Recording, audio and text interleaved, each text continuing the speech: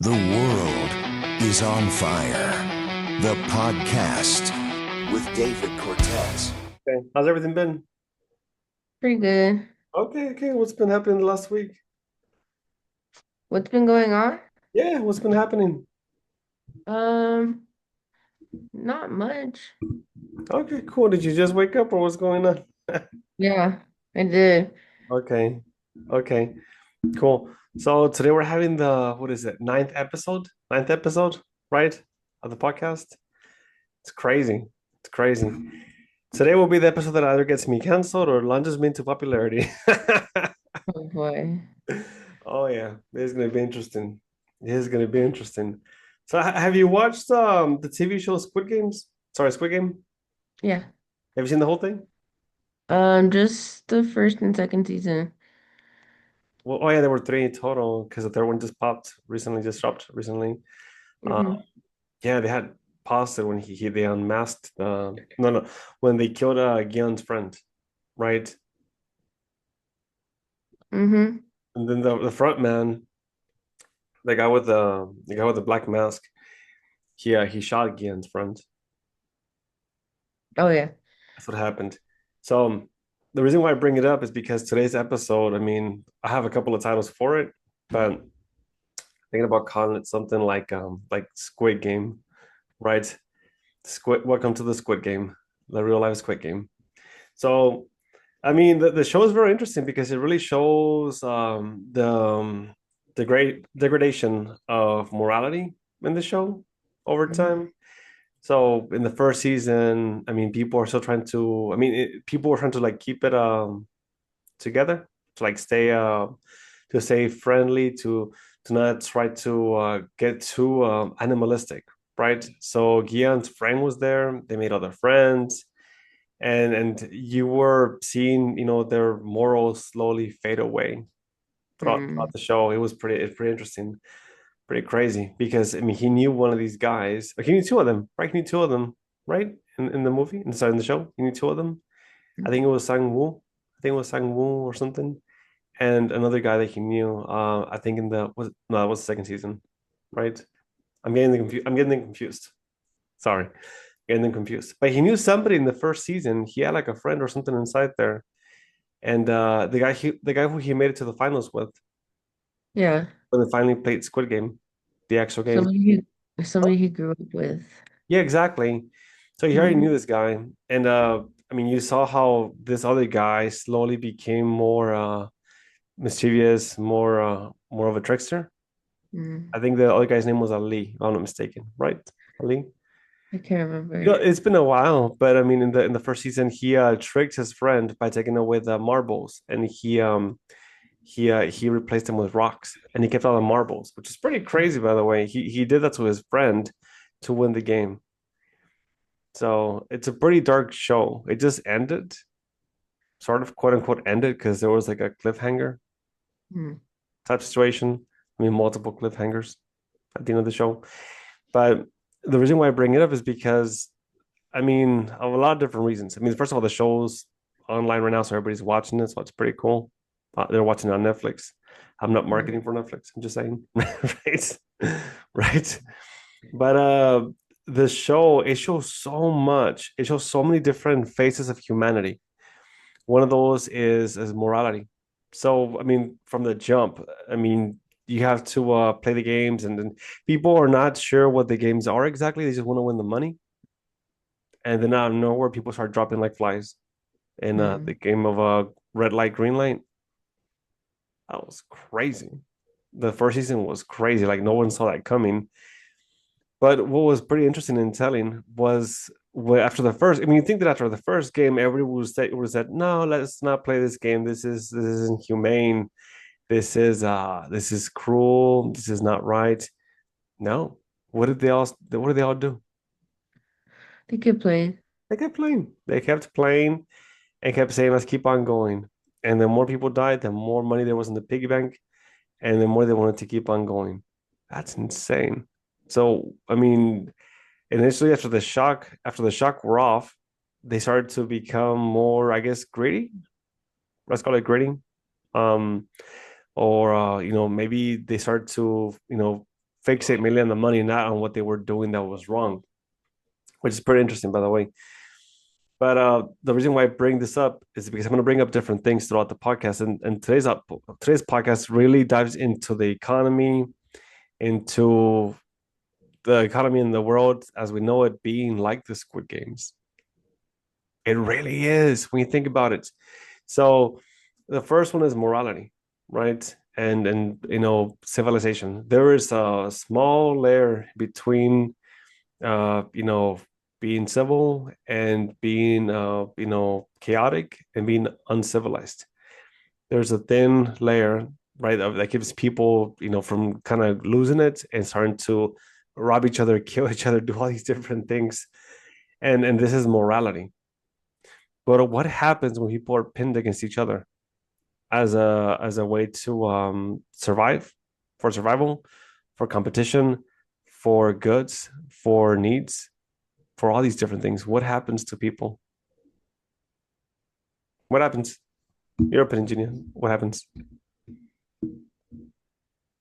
I mean, they're gonna do what they gotta do. Yeah, yeah.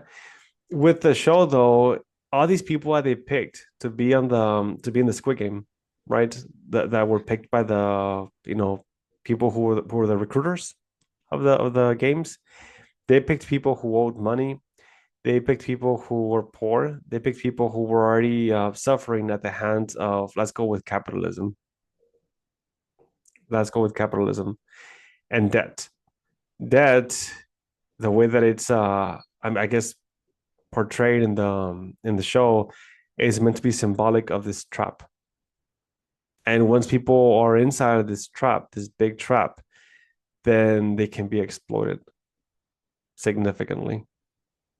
And the people in the show, they had to participate in the games, and their hope was to win the money. I mean, they were going to lose either way when you think about it. If they left the games early on, they still would have been in debt. They still would have suffered something. If they owed money to somebody, to bookie, they would have had to pay the money at some point, or they might have gotten killed. Either way. So these people were between a rock and a hard place. I mean, what would you pick, Gina? Stay or leave? What button would you press? I guess that's a question. I don't think I would have played. Ah, man. At the beginning, when they gotta play and they get slapped every time they lost before they even entered the main Yeah. game, I wouldn't have done that. Yeah. Well, in the words of this wise man who once said this, he said, "The only way to win the game is to not play it." Mm. He said this.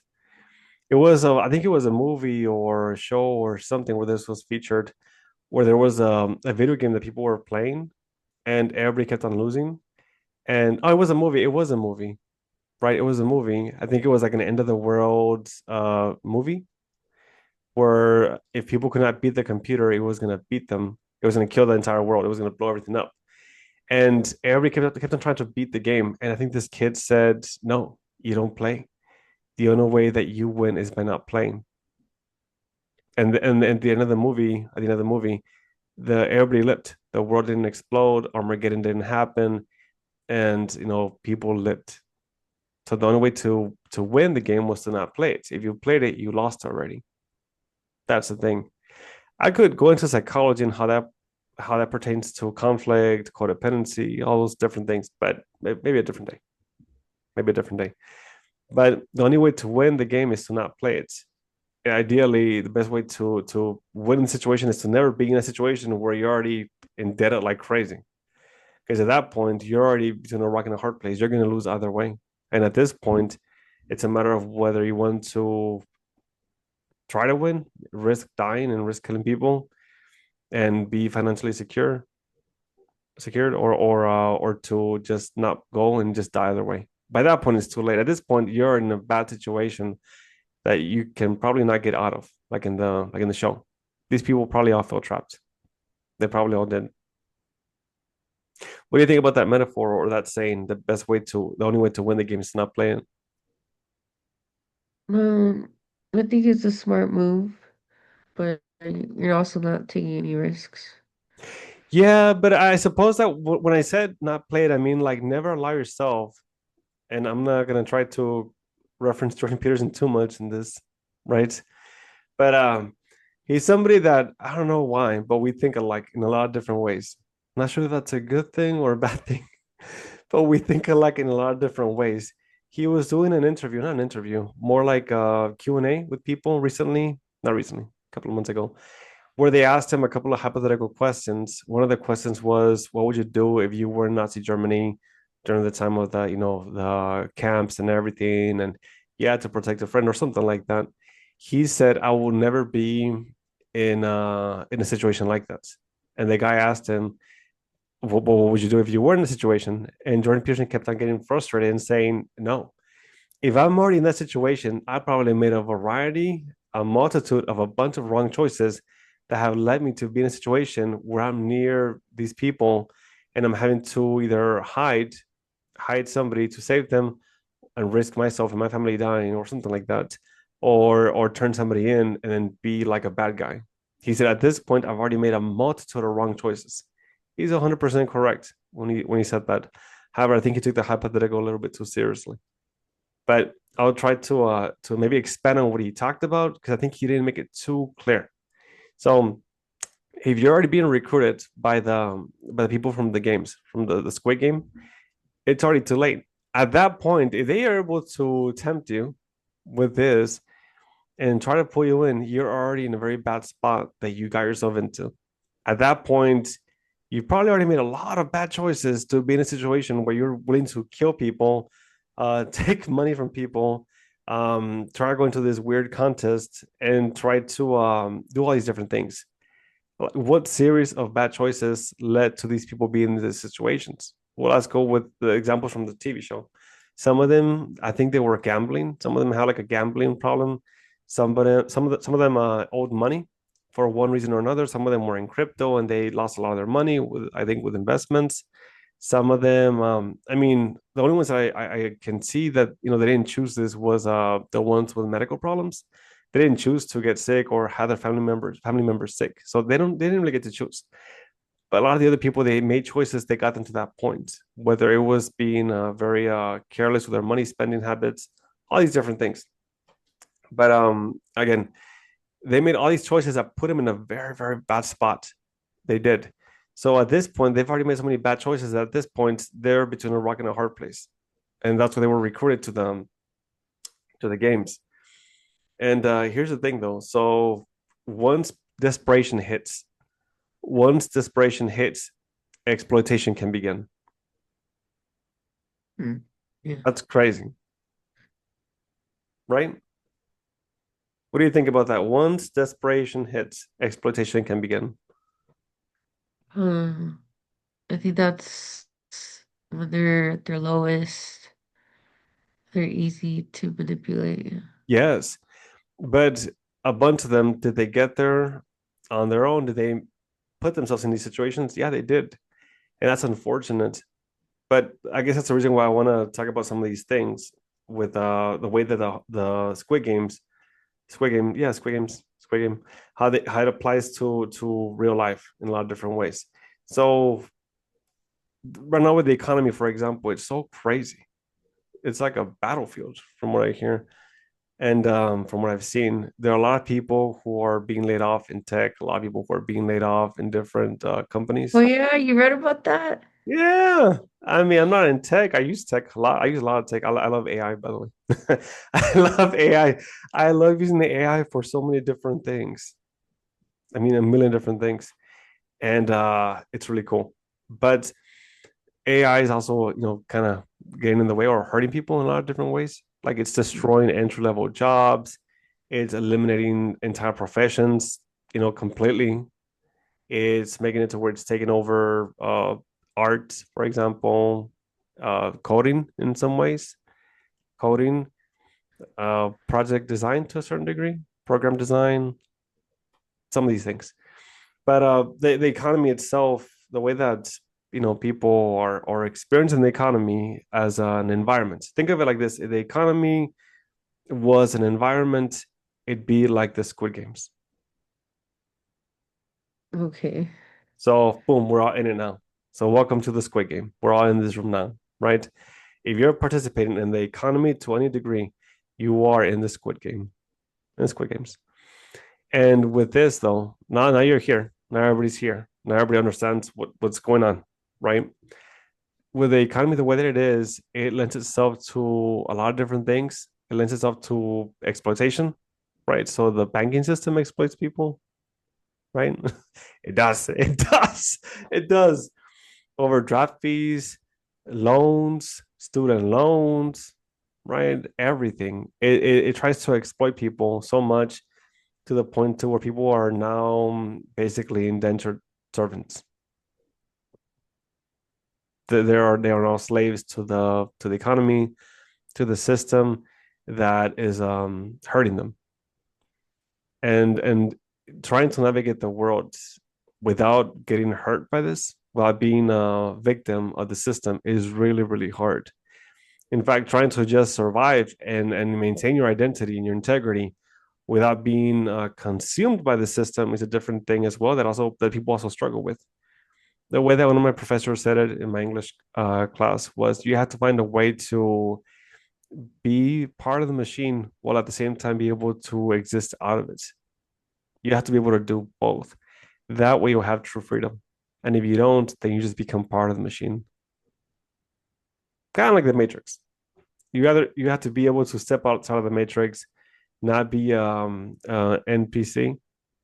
You have to be able to step out of it and be able to partake in it, because you have to, because everybody has to.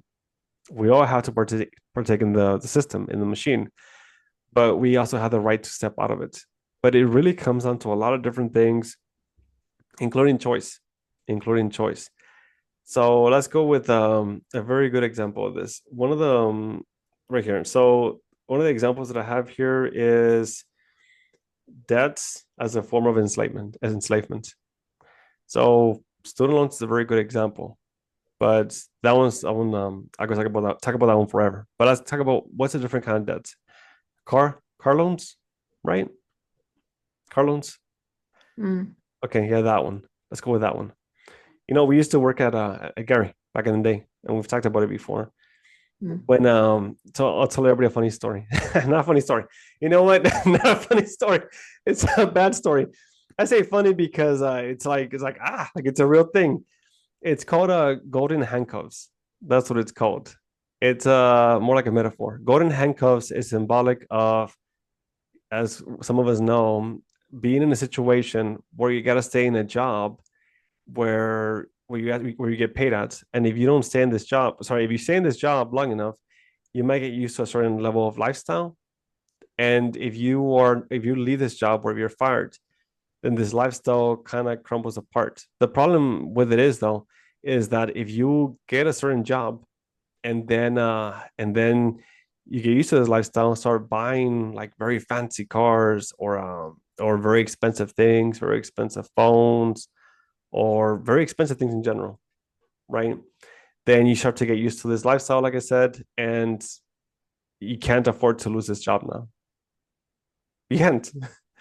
Now you got a now you got a car payment of $800 a month, $600 a month, maybe $1,000 a month, including insurance, all these different things. How can you leave this job now? You can't. So I remember when working at Gary. I'm not sure if you remember this, but it's been a long time. It's been a long time. But when the new company came in a couple of years ago, the one before the one that's there right now, they gave everybody a humongous pay increase. Oh yeah, I remember that. Yeah, exactly. I mean, it was a lot of money. I remember one of the staff members, Jesus Christ, Mr. T, right? I won't say his full name. I'm not trying to put anybody on blast out there, but Mr. T, he's a really cool dude. I miss him. He's cool. He's cool. He was an example of the opportunity that was presented in front of everybody. I remember he was talking about how much he was working, and he made a joke. He made a joke that it was super hilarious. He said, I'll keep on working day and night. I'll work doubles and I'll work triples and I'll work night shift and I'll work morning shift and I'll even inject Red Bull into my veins if it means that I can keep on working in this place and get every single hour that I can. The reason why he said this is because there was no cap on overtime at that point. Oh, Exactly. There was no cap on overtime. So this was like a once in a lifetime situation. Or for whatever reason, the new company that came in offered everybody so much money, but then they were non-exempt. They were able to get unlimited overtime because there weren't enough staff members either, and you could even work in different departments to get the extra money that you wanted. So people started to work overtime like crazy. Hey, me too. Me too. I started to work overtime like crazy. I'm like, there's no cap on this thing. And people were making around, I think it was like the minimum. If you worked a lot of overtime, you were getting paid minimum like 7,000. Yes, I remember. I remember. So if you worked a couple of hours extra of overtime, just like 8 hours, 16 hours, two extra shifts, you were already making like 7,000 around there. Just two extra shifts because the amount of pay that they would give you for the overtime was insane. It was insane. So it was very alluring to everybody. Mr. T was getting overtime, but he was working so much. He actually got audited by the corporate office. And he told me the story. Yeah, they audited him. They were like, "Sir, we're seeing that you're working around, I mean, around what was it, over 100 hours a week?" I mean, he must have been working like 140 or something. The guy was working there day and night. He had told me that in one of his paychecks, he got over $10,000 easy. I think he had gotten to like 12,000, even 12,000, and just like a 2 week paycheck or something like that. No, it was 2 weeks or was it? I yeah. don't remember. Yeah, it was It every was 2 weeks. yeah, but we got a humongous amount of money. It was insane. It was shocking. I was like, holy crap. It was unbelievable. And he said, do it, David. Come on, just do it. Just work the overtime. It's not hard. You're going to be exhausted, but trust me, it's worth it. I did it. I made a lot of money too. I was like, okay, cool. Why not? And it was super easy work too. It was so easy at that point because of the way that it was structured. If you were good at your Were job, you doing huh? were you doing night shift or were you in the I was daytime at doing that night point? shift, morning shift, day shift. It was a bit stressful sometimes, especially because we were basically skipping meals sometimes, not getting enough sleep. We were tired. And then if there were like issues, fights, or other issues that we had to like take care of, I mean, doing personal leaves, paperwork, it was a lot of stuff, but the pay was great. Well, a lot of people started to get used to this lifestyle, right? Because everybody was getting paid a lot of money because of this new company that came in. And then what happened was that this company was said to leave. And Mr. De La Rosa, he told me, he said, David, I want to tell you something. He said, man can have everything if he just controls his impulses. And he told me this because he heard about how much everybody was getting paid. So he said this to me and it stuck with me. And yeah, I mean, it just stuck with me. Well, the company, it ended up leaving. Mm. It left and the new one came in. But people were buying all kinds of things. I bought some things too. Like I bought a new car at that point. I bought a lot of different things. People bought a lot of different things. They bought a lot of different things, cars, Jeeps, right? I mean, like, and really nice Jeeps. So not even just regular Jeeps, but like really nice Jeeps, right? And it was a crazy, crazy experience. So people were able to buy these things flat out. Even some people were buying cars flat out, like $20,000 cars flat out. They didn't care. Like they were doing it. It was insane. It was like winning the lottery. It was. Well, what happened was that people got used to this lifestyle, and some of them were making, like, for example, humongous car payments, like $1,000 a month or something like that, or whatever. And then the company left, and the new one they came in, they said, "Hey guys, we're gonna cut everybody's pay, first of all, and we're gonna cut everybody's pay, and no more overtime. In fact, you when I get paid for overtime now, it's exempt status, and we can work you to death, but no overtime." Freaking, I remember it was like a horrible freaking time. I left a couple of months later. I was not gonna stay there anymore. But what happened was that a lot of people got stuck in golden handcuffs. They could not leave this job now. Plus, they had to work other jobs, additional jobs, to be able to keep up with the lifestyle that they had while they were getting paid so much money from the other company. And now they were slaves to the system. Yeah. Yeah, I got to leave. I escaped. I was able to escape by the skin of my teeth. I was able to escape. I made it through, and I didn't completely like waste all the money that I made at that point. I invested it. Allocated the money in different places. I had some fun with it though. I didn't waste it all. But it was a really good learning experience. But what do you think about that even happening? We were both there when it happened, right? What do you think Hmm. about that? Um, I did feel a little bad for you guys, but I didn't feel too bad I because y'all were getting paid so much more. Oh yeah, I was some people were like, mad throughout the entire the whole what's it called company. They were furious because of what happened. Frankly, I mean, it was interesting because I thought we were all gonna get fired when the new company came in. We went to a meeting, and they put us into the meeting. I remember it was an awkward experience. And oh man, so we're all there. We're all there in the meeting. It was a bunch of us. Night shift, I think some of the morning shift stuff. We were there, and then the reps, the corporate reps were right there. And they were saying, guys, we want to tell you that we appreciate everything you've done for this company and this and that and all the baloney, right? And then here comes the kill shot. yeah, No, we gotta let you all go. And and I'm like, crap, crap. And I'm like, oh shit. I'm like, well, I guess I'm gonna start looking for a new job. I have to figure it out. Why not? I mean, I was in grad school at that point, I think. I'm like, you know what? I'll figure it out. I accepted it. But then while everybody was kind of like down in the dumps and all these different things, there was somebody else inside there. I'm not gonna say her name, but she was pissed off about what was going on. But then they said something. They said, except for all of y'all who have this educational background specifically, this, that, this, and are able to meet the criteria for this, you're all gonna get to stay. And plus you're gonna get this pay now, this new pay. And we were all just, I mean, I was kind of like I was kind of conflicted because I'm thinking, crap. I mean, I just like 30 seconds ago I thought I was going to get fired, but I didn't. Then we got this humongous like pay increase, right? And then all that stuff happened. But that's what led to the golden handcuffs thing for a lot of people. After that point, the ones who came in afterwards, all the new employees that came in, it must have been like what, like 100 people, 150 people that came in, a lot of people that came in, and they were all getting paid so much, and a bunch of them got stuck in the golden handcuffs. But this is no different than what happens to everybody out in the world. People get stuck in golden handcuffs, and it's because of a new job, or because a desire to have something, a new car, or something, a mortgage, right? A mortgage payment, all these different things, and there is no way to escape some of these things though. So you have to have a car, you have to have a phone, you have to have a house, or even, right? You got to be able to stay somewhere. But being able to control impulses and mitigate risk and do things in moderation, and then be able to settle with not having the best of something is okay too. It is. It really is.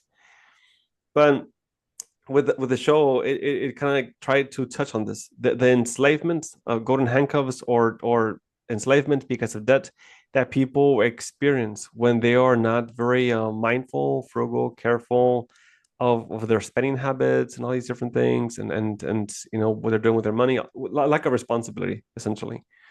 That's what we tried to focus on. So people in the show were civilized outside of the games, but then when they got inside the game, they started to become less civilized. And this, again, this morality within all of them started to slowly fade away, and they started to get consumed by what happened, right, by the games. But here's the thing, though. So this speaks not just to the experience of the lower class, working class, middle class people, but it also speaks to the experience of the people who are actually benefiting from this. So in the TV show, they show the people, the guys, the people who are missing. Are they, VIPs. huh? The VIPs. The That's what it was. I'm like, what was their name? The VIPs. The VIPs, the people who are watching with the little glasses, right? It shows how some people, not all people, but how some of the most wealthiest people in the country, how they view everybody else, and it is true. So I'm not gonna go into like too much detail over Mhm. this, but I've worked with a lot of millionaires here and there. right? Sounds like a weird thing to say out loud, right? But I have worked with millionaires and people that I work with throughout the last couple of years. And Jesus Christ, some of them they do see other people like this. They're real entitled. Yes, Too they much see people, time on their hands. huh? Is it too much time on their hands? No, just too much money and too much Mm. freedom and boredom and what else? And selfishness, egotism, right? Hedonism, seeking pleasure for themselves. They do see people like this. Some of them do. A bunch of them do, which is what's scary. It's really scary. And there was a story that I heard once in one of my English classes that tried to really capture how a sociopath or a psychopath sees people. And the story went something like this. There were two men and they went on a Ferris wheel. And the Ferris wheel is the one that goes like this, the one that goes upwards. So these two men were up there, and the men were looking down at all the people at the carnival or at the festival, and they were comparing them to ants. They were comparing them to ants, and this symbolism of being on top of the Ferris wheel and seeing people downwards like that, like from that downward perspective. This is what the perception or mindset that a sociopath has, a psychopath has, right? And some people that are in power, they do see people like this, like ants, like cattle, like horses.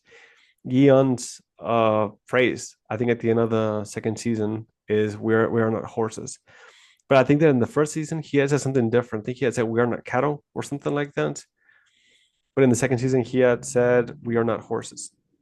But that was kind of hinting at also at the dehumanization that they were experiencing, that they were going through, and them knowing that five what was I always forget his number for some reason. 456, right?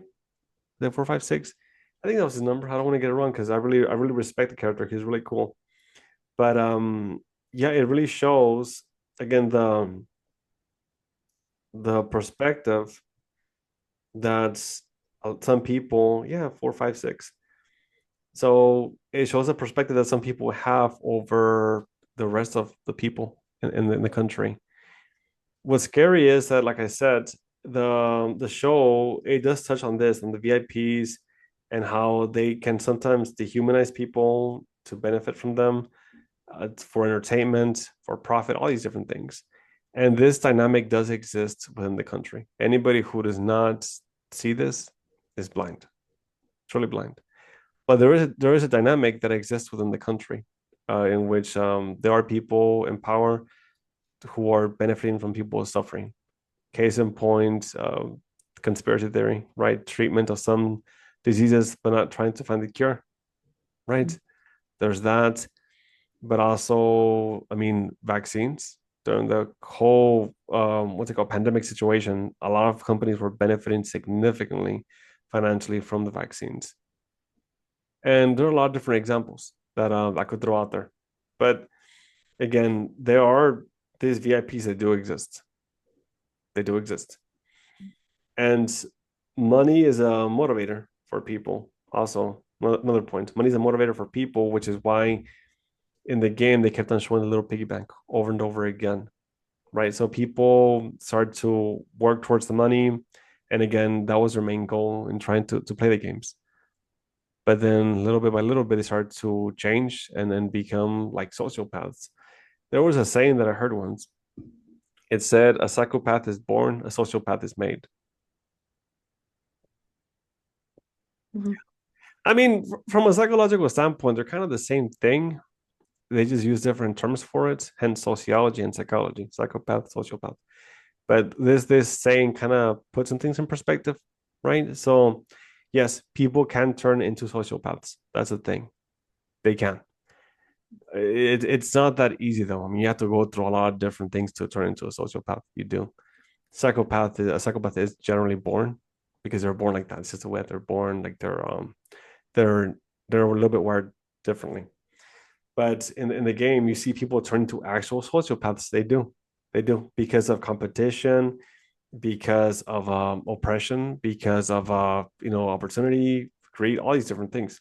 So this world, it does lend itself to the possibility of people becoming sociopaths. It does.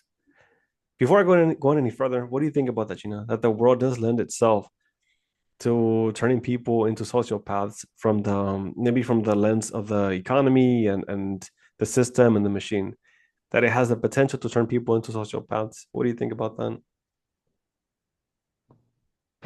That sucks. Huh? You said that sucks. Oh, it does. But what do you think about it? Do you think it's a terrible thing? Do you think what have you seen, or what do you think? Yeah, it's terrible. And I feel like I've definitely felt that kind of um feeling with my new job because like obviously I make very little, but I work in an environment where it's like very rich people. Yeah, And the way that they talk to staff is kind of like really crazy sometimes, but they have that they have the money, so they feel like they have that position to talk to them yeah. a certain way. So money does corrupt people, and that also Yeah. is maybe theme of the show, right? That money is the root of all evil. How they said before, how they've always said before, money is the root of all evil. But with this though, right? I mean, when I talked about the economy and how it can the system, how it can turn people into a bit of a sociopath. I mean, let's go with this example, right? So the economy forces people to become better and better and better and stronger and stronger and stronger and more ambitious over and over again. And it shouldn't be too hard to exist, right? It shouldn't be too hard to exist. Back in the day, for example, rent or house prices, it wasn't super high. But if you've seen the charts of productivity versus profit within companies throughout the last couple of decades, you'll see that productivity has gone up significantly, but productivity has gone up, profits have gone up, but the pay has not increased as much as it should in comparison to the profit or productivity. And not only that though, but there are there are jobs out there that'll say must have a master's degree and starting you at 18 bucks an hour. Yeah, that actually does exist. It's a real thing. It's so horrifying to think that's real. That would never have been the case 30 years ago, 20 years ago. I mean, they would have paid you over 100K for just having a master's degree. But it's not the same way anymore. Things have changed significantly. So then people are being pushed into more debt repeatedly. So not see that's right, starts happening right there. It starts happening right there. So you're told if you don't have a master's degree or a higher degree, higher level of degree or more education or something, then we don't want you, and you're not going to survive in this economy. But then you start thinking, okay, crap. Well, I gotta get into school then, and then possibly take out student loans and do all these different things. But now you owe money to the system, right? Now you owe money to the system, and you got to make it through now and hope to God that when you're done with school, that they'll pay you as much as you need to be able to pay back what you owe. And so you can exist as well, along with thriving. So, I mean, the system basically enslaves you just by being part of it. That's so insane and it's unfair. But again, then this happens with the productivity, the pay, the profits, all these different things. But some people argue that this is necessary to a certain degree. So Jordan Peterson in his book, he talks about 12 rules of life. I'm not marketing this, by the way. I'm just saying. He talks about he talks about how there has to be this hierarchy of people no matter what. He says there has to be a hierarchy, just like there are with lobsters. There has to be a hierarchy with people no matter what. There has to be working class, poverty class. I mean, he didn't say this part specifically. I'm saying just paraphrasing here. There has to be a there has to be a poverty class, working class, middle class, upper middle class, wealthy class, and then the super ultra wealthy. This has to exist according to what he's talking about in his book, right? That it's necessary. He talks about how if it doesn't exist, then the whole system crumbles into chaos.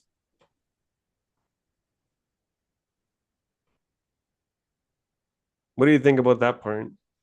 Why? Why do we need these classes?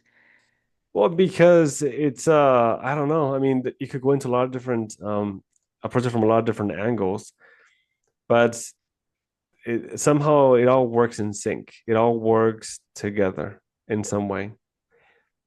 Some people will say, no, that's not true. They just want everything for themselves. Yes. So, despite of what Jordan Peterson said being the case where there has to be a hierarchy, there does not have to be such a huge disparity in wealth either, in my opinion. There doesn't. Mm. Two things can be true at the same time. Even if the hierarchy must exist, the level of disparity that's at play right now, it does not have to exist. It does not have to be this extreme. It was never this extreme. So then, what happened? How did the country get to this point to where there's a humongous disparity in wealth, first of all, but also people are having to work so much to be okay and to survive? How did that even happen? Yeah. I mean, there are a couple of different things that I could point out. So for one, greed. So by nature, by default, by just existing, capitalism itself lends itself to people rising to the top of the ranks. There are people that are going to be rising to the top of the ranks, and these people are going to be making a lot of money, right? And they're going to want to hang on to it. They're going to want to have very lavish lifestyles, all these different things. So that happens, right?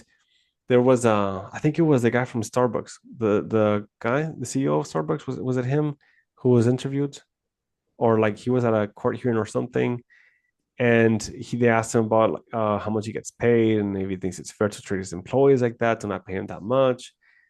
I think it was him. If I'm wrong, I'm wrong, but I think it was him, and he said that he started off from poverty. He said he started off from poverty and that he made it to the top and that no one helped him.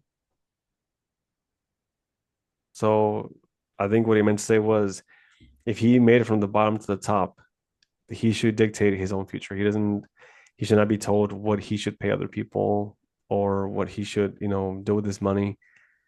So that's where it gets complicated because he's not completely wrong. He's not, right? He's not completely wrong, but he's not completely right either. He's not. Things mainly work when there's a balance to them. When there's a balance between classes, when there's a balance between everything. Nothing works without a balance. With the taxing the rich situation, I mean, some people will say that if you try to tax the rich too much or the wealthy too much, that it lends itself to a socialist mentality, right? A little bit. But here's the thing, though, there has to be a balance that's reached. You can't have one group of people having so much money that it's insane, and people that are literally starving, right? They're literally starving and not being able to survive. We have seen this before in other places, by the way. What happens, right? What happens when people are pushed to the extreme?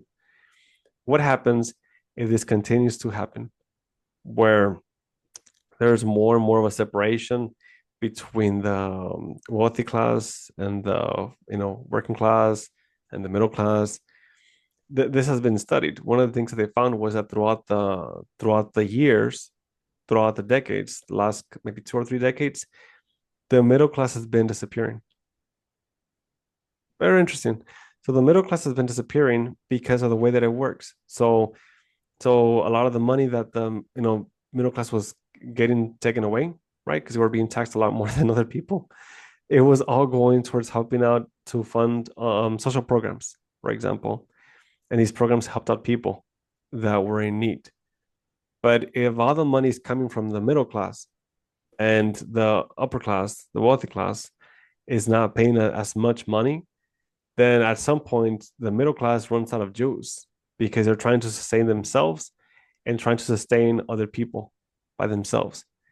So then it destroys the middle class.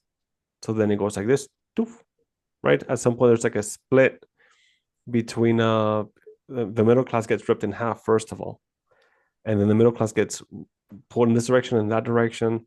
And then, this is what's happening right here. And that's kind of what's happening right now with the country, by the way. This is kind of what's happening because the balance is not there. But then not only that, but there's been a lot of mismanagement of money from the government. I'm saying it. You can't silence me.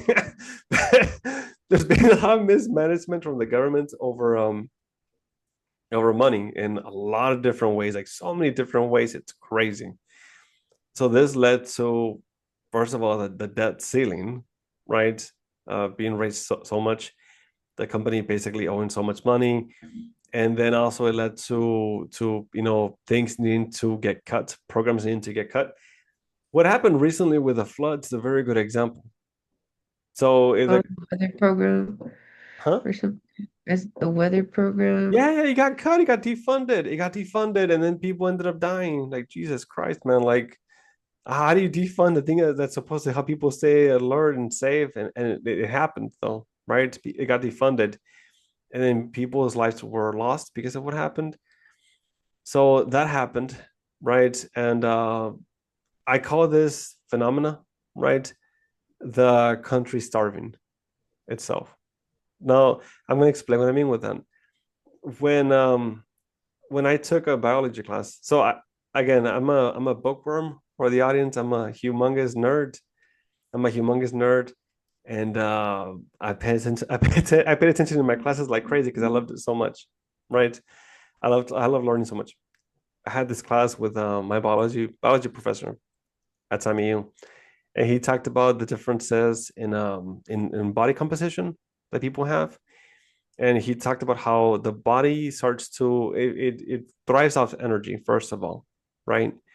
So when people eat, it can be helpful with energy. It gives you energy, and it helps you move along like a train, like a car, right? Fuel, gas goes inside the car, you start moving, right? Same thing.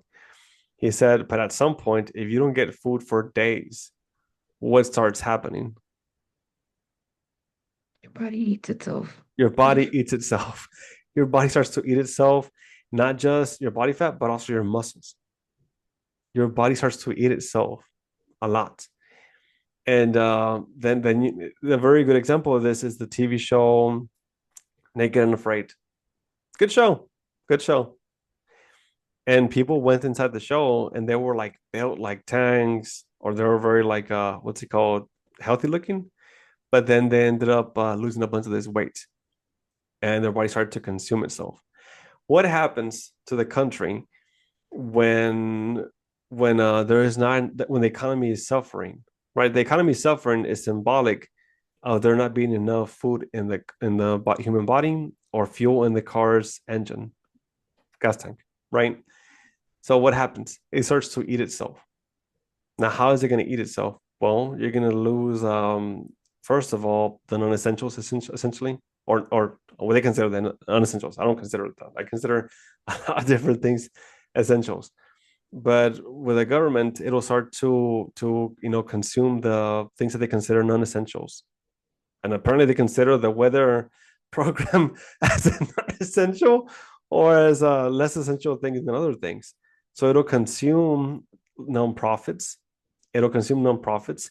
It'll consume organizations that are meant to help out people in different communities. It'll cut away state funding, federal funding. It'll cut away, programs that are essential for people to be okay. Planned Parenthood, for example, at some point. The weather thing, Medicaid, right? Medicaid, and then at some point it'll start to cut off things that are very important, the muscles of the country, whatever that might look like. Well, the muscles could look like the working force already, right? So the working force could be symbolic of the muscles, and they'll start to feel it, even though they are working, trying to stay alive and doing the right thing. They are going to start to feel it a lot more, and then they're going to start to hurt more and more and more. So there's a lot more pressure to survive at some point because the country is basically eating itself from greed, but also from poor mismanagement of finances throughout the country, right? Now, what this does to people is that it really brings out either the best, worst, and the ugly out of people. It does. So a very good example of this is Japan and suicide forest. Have you heard of that forest? Yeah. So it's a forest where people go to commit suicide. Freaking horrifying. So it's a real thing. Logan Paul was there. He's banned from Japan though. he got banned for what happened. So I think he went to the forest and he was making fun or doing something. He made a video in Suicide Forest and he got oh man, he got hell for it. Who was it? Logan Paul, Logan like the Paul brothers, Logan Paul. Oh God, yeah. Yeah, he went Okay. to the Suicide Forest and he ended up poking fun at the forest and ah man, they did not take too well to that because it's one, it's already like depressing as it is that people are doing this. I mean, and people go to Suicide Forest to commit suicide because they are struggling financially, they are struggling with depression, they are struggling with different challenges, all these different things. So they see no other way out but committing suicide. Right. So this is the ugliness, the ugly side of the world that can come about when enough pressure sinks into people's minds, bodies, spirits, and they struggle to make it through. This is the ugly side of things in a way. Suicide and suicide forest. So if the economy gets even worse and crazier and worse than it already is, at some point we might have our own suicide forest in the freaking country, in the US. So there's no reason to speculate what could happen when there's already evidence of what could happen. Right. Mm. So I'm not going to speculate when there's already something that's right there that shows people what happens at the end of the road if things continue in a certain path, in a certain trajectory. But then let's talk about the worst side of people. What happens on the worst side, right? So it's the best, the worst, and the ugly. So the good, bad, the good, the bad, the ugly, right? Essentially, the worst or the bad is that people start to become more maybe psychopath-like, more competitive, but in a bad way. They start to cheat to make it through. They start to do things like Sang-woo did. Sang-woo, right? It's his name. How he did that to Ali. He took the marbles, right? He took the marbles and gave him rocks. So then people, when it turned bad but desperate, they start to do certain things like this. They start to hurt other people, trying to get one over other people, rob people, hurt people, all these different things. So that's the bad, that's the worst. But then what's the alternative? Well, the alternative, if you want to stay on the straight path, the straight and narrow path, is to bring out the best of yourself that you got out there. Bring out your best self to succeed in the economy, to succeed in the world, to make it through everything that life throws at you with resiliency and courage. That is the alternative to do that. And that's what some of the players did, right? I mean, I, I forgot his name. I already forgot his name. Main character, 456. Mm. Right. So what's it called? He brought out his best. He became very competitive. Some people were actually competing in the games fairly. Some people were. They were competing fairly. 456 was a very good example of this. He was competing fairly. Ali was competing fairly. Some people were competing fairly. And to survive in the world, to survive through this current economy, to survive through this Squid Game, if you will, people have to bring out the best of themselves out. They got to bring their A game in this situation. And that's brutal. It really is, because the game in which we are in right now is one that's never been around. It's nothing has ever happened like this to this degree. And the one thing that I guess you could think of it like a weapon is AI, right? I just mentioned AI a while ago, right? But AI is something that's really hurting people and making it even more difficult for people to succeed. because it's eliminating jobs, it's doing all these different things. So then how do you win in this game if you're facing a machine? If you're facing the robots that can replace you, how do you beat it?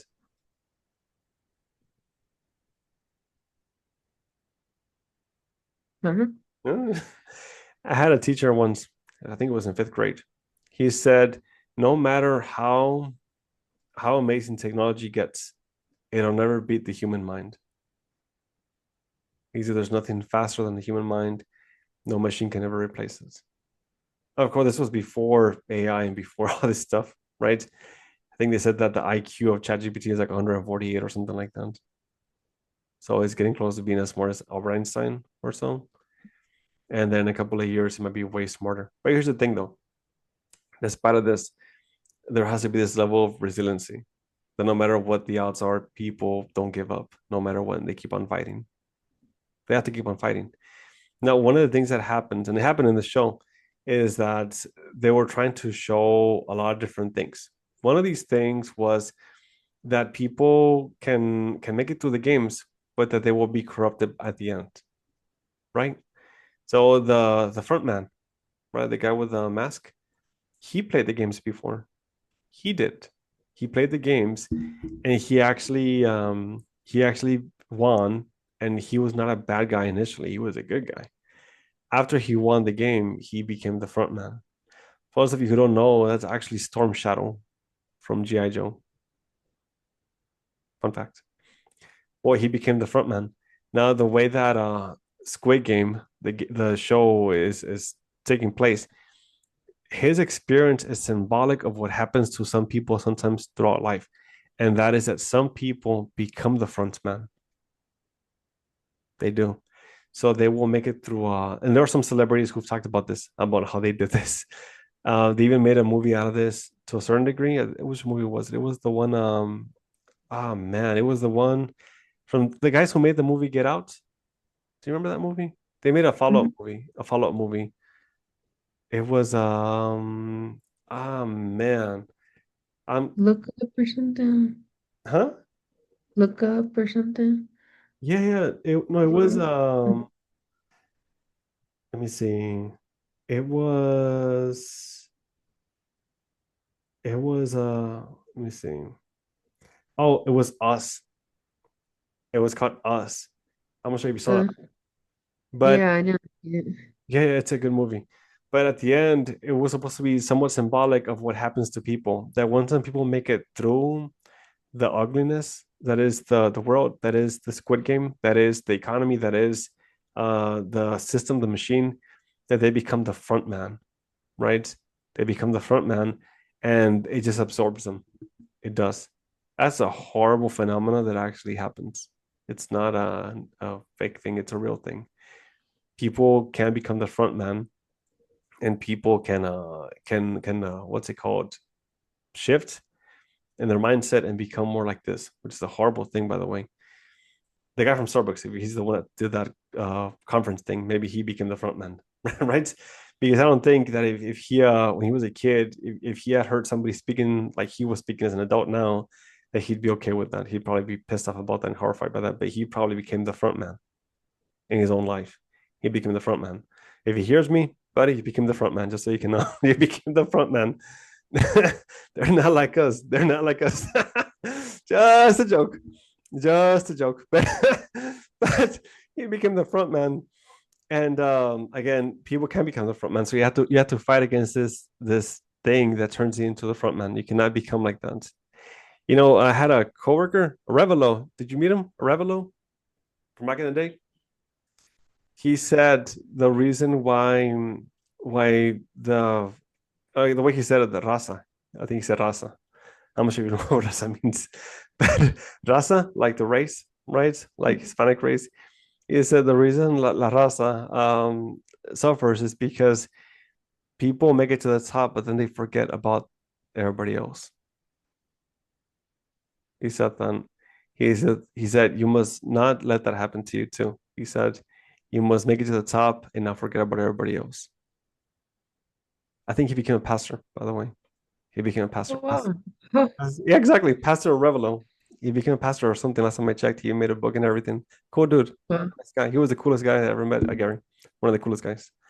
But I was gonna say something else. I kind of lost it there for a second. Sorry. But the AI thing is a bit of a weapon. And if it's something that's taking a humongous if it's having a humongous effect on the economy, people have to learn how to use AI. People have to learn how to use all these different things and try to become a better version of themselves on a daily basis. I don't think self-improvement should ever stop, personally. I don't think self-improvement should ever stop. I think people should keep on learning forever to the day they die. My opinion, it's my opinion. But because I think you have to be able to continuously grow as a person. Bruce Lee would say, "He who changes with time remains unchanged." You have to be willing to adapt and change. And if people don't adapt, then they become rigid, and if they become rigid, then they break when they are bent by the world. So no, you have to adapt and become stronger because the world is continuously changing. It does not stop changing, it keeps on moving. However, competition is inevitable. Oppression is not fair. Discrimination is not right. And manipulation is not right either. It's not. So there are things that are happening throughout the country. And again, it's not just about individual responsibility, self-determination, and trying to be disciplined and succeed. There is something that is happening in the country, and that is that the odds are pinned against people. They are. Like never before, the odds are pinned against people. But I think they've always been that way. I can't say that it just started. I can't say that the odds being pinned against people just started. I think it's always been that way. I think to a certain degree, it'll always be that way. It might get worse sometimes, but it's been bad, right? Jim Crow, for example, it's been bad during segregation. It's been bad during a lot of different time periods throughout history. The odds have always been against people, and maybe more so against specific people at some points throughout history. But now the odds are against everybody. Everybody is in the Squid Games. Everybody. And everybody has a choice to make. Are they gonna try to win but do it the wrong way? Are they gonna try to what's it called? Succeed and do it the right way? Are they gonna give up and not try? Are they gonna fall into depression or helplessness and just give up? What is everybody's path going to be? Joe Dirt said it best, by the way. For anybody who saw the movie Joe Dirt, did you ever see the movie Joe Dirt? yeah, a long time ago. It was a good movie. It was a good movie. Everybody watch it. Everybody watch it. What do you And say? they asked Joe in the interview on the radio show. They asked him, Joe, after all the hell that you went through, everything you went through, man, why didn't you end it? I think they asked him like, why didn't you end it or something like that? Why didn't you just kill yourself after everything you went through? And he said, no, you can't do that. He said, what am I supposed to do? Give up? That's not how you win. That's not how you do things. You have to keep on keeping on. You have to keep on keeping on, right? You cannot give up. You just can't. That's not how this game is supposed to end. There was this beautiful TikTok video that was or YouTube video that was posted by a pastor. Forgot his name. I think a lot of people have heard about it at this point, but it's the one where the pastor's talking about his son. And I think they're playing Connect Four or something, some kind of game. It's late at night. They already played like 3 games, 6 games, and the son keeps on losing over and over again. The dad he says, okay, it's time to go to sleep, son. It's time to go to sleep. And the son says, no. And then the dad says, why? You keep losing, son. You're not good at this game. You're bad at this game. And then the son says, because it's not over till I win. It's not over till I win. And then they keep on playing, but I think 10 more games pass, and then the son finally wins. He gets up, he yawns, he says, I'm tired. Let's go to sleep. Let's go to sleep. It's over. It's over. I won. And he just went to sleep after that. And the pastor says, what if we all had that motivation, that determination to keep on going, right? That it's tough and you keep losing again and again, and the lights aren't on and life's not fair and all these different things, but it's not over until I win. It's not over until I win. That mentality is the one that has to get adopted by people right now if they are to survive these Squid Games right now. These Squid Games that are live, these Squid Games that are the economy, these Squid Games that are what's happening throughout the country in every single shape and form. People have to adopt this mentality. If they don't, then what's the alternative?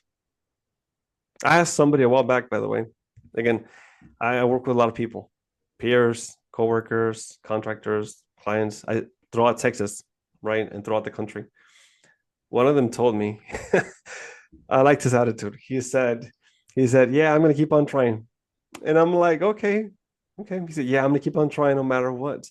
And I said, good, keep that motivation. I'm like, what's your motivation for keeping on trying? What drives you? He said to me, he said, what's the alternative? Me staying depressed and staying sad? He said, either I keep on fighting for it and hope that I win, or I'm gonna have to be sad and depressed forever.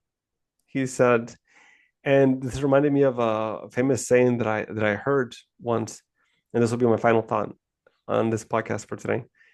The saying goes something like this: it's better to die with hope than to live without it.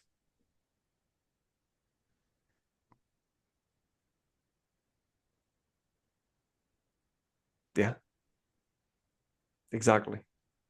So, with that being said, welcome to the Squid Games. Everybody, welcome to the Squid Games. We have we have lunch at 2, dinner at 6, and breakfast at 9 a.m. Just a joke. Just a joke. Just a joke. But that's all for the podcast for today. Thank you.